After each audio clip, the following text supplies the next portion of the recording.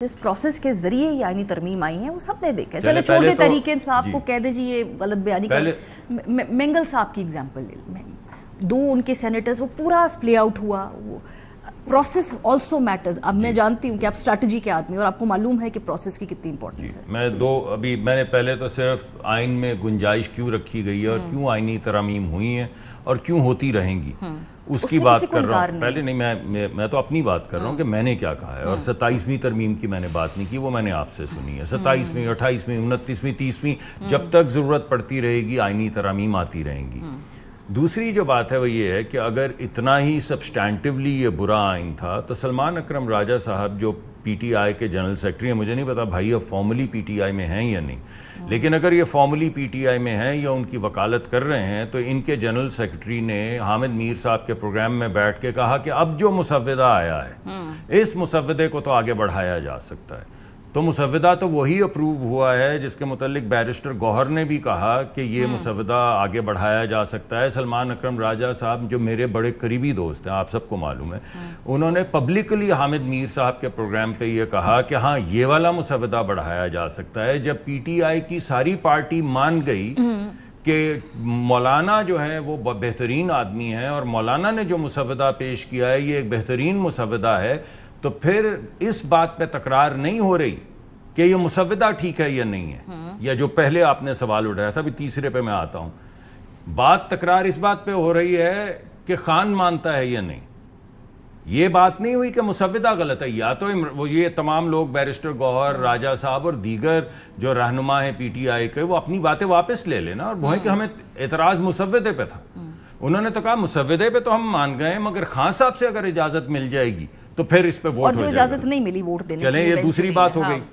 تیسری بات یہ ہے کہ آئین یہ کہتا ہے کہ 2/3 کی اکثریت سے آپ اس کو پاس کروا لیں, اور کوشش یہ کی جاتی ہے جس کی وجہ سے کنسنسس ہوتا ہے, کرنے کی کوشش کی جاتی ہے کہ اصل میں کنسنسس ہی ہو جائے. تو جب ساری پارٹیز مان گئیں اور پی ٹی آئی بھی آخر میں یہ کہتی ہے کہ مسودہ ٹھیک ہے, خان سے پوچھنا ہے, تو آپ مجھے بتائیں کہ 2/3 نمبر مان لیں آپ یا کل کنسنسس مان لیں مائنس خان صاحب, تو یہ کنسنسس تو ہو گیا نا. اور تیسری بات یہ ہے کہ آپ نے جس چیز کو سامنے رکھا ہے, ہمیں بہت سے لوگوں نے بلایا اور ہمیں کہا کہ جی مجھے اتنے کروڑ 70 کروڑ روپے کی آفر ہوئی. میں نے کہا اچھا, اور فلاں کو ہمیں 5 کے گروپ کو 4 ارب کی آفر ہوئی. میں نے کہا اچھا. تو انہوں نے کہا پھر ہمارے لوگوں کو پیسے دیے گئے اور ان کو لے گئے اور ان کو بند کر کے رکھا. میں نے کہا اچھا. تو میں نے کہا کہ انہوں نے ووٹ ڈالے. تو کہا نہیں ووٹ تو نہیں ڈالے. تو میں نے کہا پیسے کس چیز کے لیے تھے؟ ووٹ نہ ڈالنے کے لیے. اور وہ کون تھے لوگ؟ اتنی بھی جو ہے مطلب کہ لیکن آپ سمجھ نہیں ہے اگر آپ یہ مان لیں, اگر آپ یہ تو آپ بس نہیں, یہ روٹی چوچی والی زبان تو میں آپ کے ساتھ بولوں گا نہیں. آپ کچھ بھی جتنا بھی پرووک کریں گے میں اس طرح کی زبان نہیں بولوں گا کہ چوچی کہتے ہیں, چوچا کہتے ہیں. ہمارا پنجابی کا پروگرام نہیں ہو رہا نا اس وقت, بات تو بڑی ہو رہی ہے سیدھی اردو کے پروگرام میں. چلیے آپ بات کر لیجئے, آپ بات کر لیجئے, لیکن آپ کو کم از کم مجھے اتنی کرٹسی دینی چاہیے کہ میں بات مکمل کروں تو آپ بات کو آگے چلائیں. آپ چھوڑ دیجئے, آپ ان سے بات کروائیے, مگر کم از کم جو طریقہ کار آپ اپنے پروگرام میں رکھنا چاہتی ہیں اس میں کے ذریعے چلائیں.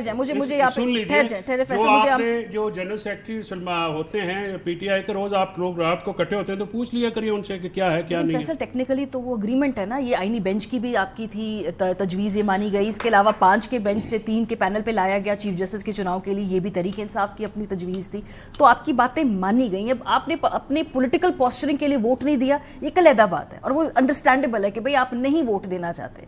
پرابلم صرف مجھے مینگل صاحب کے ان 2 ووٹوں کا نظر آتا ہے, کیونکہ آپ کے سینیٹرز نے بھی ووٹ نہیں دیے, وہ نوبت بھی نہیں آئی, لیکن 2 مسودے تھے جو دونوں پہ امپلیمنٹیشن کرنے کے لیے تیار تھے. سو آپ کا صرف اس بات پہ ڈس ایگریمنٹ تھا کہ اس کو ہم ووٹ نہیں دے سکتے کیونکہ ہماری پبلک پوسچرنگ افیکٹ ہوتی ہے. اس کے علاوہ کیا ڈس ایگریمنٹ تھا؟ یہ بالکل میں سمجھتا ہوں کہ یہ آپ کا خیال ضرور ہو سکتا ہے. پہلی بات, اگر میں تو کوئی پی ٹی آئی کا پولیٹیکل آفس ہولڈر نہیں, ٹھیک ہے, وہ تو پی ٹی آئی کی پولیٹیکل جو معاملات جو فیس ہیں یہ ٹیم ہے وہی آپ کو بتا سکتی کہ اندر کیا تھا یا کیا نہیں تھا. جو باتیں ہمارے سامنے آئی ہیں, دیکھیں مسودات کے اوپر تو انڈلج کیا مولانا فضل الرحمان صاحب کے کہنے کے اوپر, اور مولانا صاحب نے ایک بہت ہی اچھی کوشش کی جو کہ ان لائک وہ بلی نہیں کر رہے تھے, وہ لوگوں کو اپنے ساتھ ملا رہے تھے اور کچھ چیزوں کے اوپر انہوں نے اکٹھا کیا.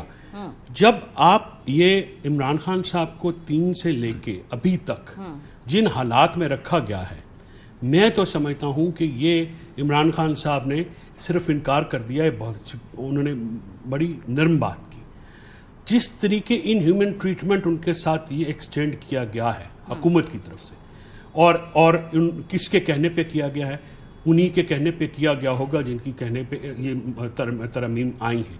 اب یہ کہہ رہے ہیں کہ ہم نے اس وقت تک ترمیمیں لاتے رہنا ہے جب تک جو ہے وہ حتمی فیصلے نہیں ہوتے. تو میں یہ بتا دوں کہ قانون میں قانون کی جو تشریح ہے وہ کہاں سے گڑبڑ شروع ہوتی ہے, جب آپ اس قسم کی فلاڈ قانون سازی کرتے ہیں. اس کی لینگویج کا پرابلم ہوتا ہے, کوما فل سٹاپ کا ہوتا ہے. قانون پڑھے لکھے لوگوں کا کام ہے, اور وہاں پہ جب آپ جو ہے ڈرافٹ اس طرح سے لاتے ہیں کہ اس میں جو ہے ایسنشلز انگریڈینٹس مسنگ ہیں, اور رات کو آپ بیٹھے اور کوئی گولیاں کھا کے جاگ رہا ہے, کوئی ٹیکے لگا کے جاگ رہا ہے بیچارہ, تو اس کے بعد صبح 5:30 بجے آپ سائن کریں تو اس کے بعد آپ کو اجازت ملے کہ جا کے سو جاؤ 2 گھنٹے.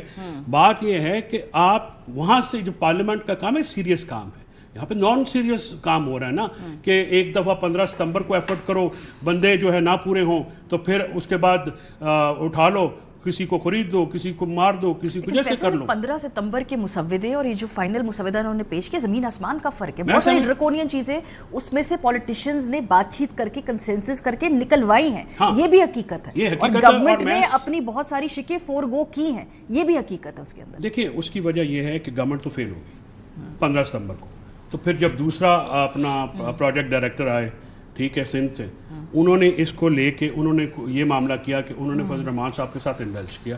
فضل الرحمان صاحب نے یہ بات کہ اگر کسی شخص کا پاکستان کے موجودہ آئین کو اس ڈریکونین جو معاملات ہیں جس کی 27th امینڈمنٹ کی طرف آپ نے ذکر کیا جو کہ دوبارہ انسرٹ کرنے کی کوشش کی جا رہی ہے, اس سے اگر کسی نے بچایا تو مولانا فضل الرحمان نے بچایا, اپنی وزڈم کے ساتھ, اپنے تدبر کے ساتھ, اپنے ایکشنز کے ساتھ. اور دیکھیے پی ٹی آئی اور ان کا JUI کی آپس میں کتنی چپکلش تھی, اس معاملات کو کس طرح اعتدال پہ لائے وہ, ٹھیک ہے. اور عمران خان صاحب نے بھی جیل کے اندر بیٹھ کے بڑا ان کا مناسب جواب دیا. اب بات یہ ہے کہ جو یہ 26ویں آئینی ترمیم آئی کیوں, مقصد کیا تھا؟ مقصد صرف یہ ہے, اور ابھی بھی جو بات کی گئی ہے تو اس کا مقصد یہ ہے کہ آپ ربڑ سٹیمپ سپریم کورٹ چاہیے. آپ جو ٹلٹ ہے, جسٹ ون سینٹنس, جو ٹلٹ ہے, اگر پہلے جوڈیشل اوور ریچ تھا, اب تو پارلیمنٹ اوور ریچ سے آگے بڑھ کے پارلیمنٹری کلاگ ان دا سپریم کورٹ ہے.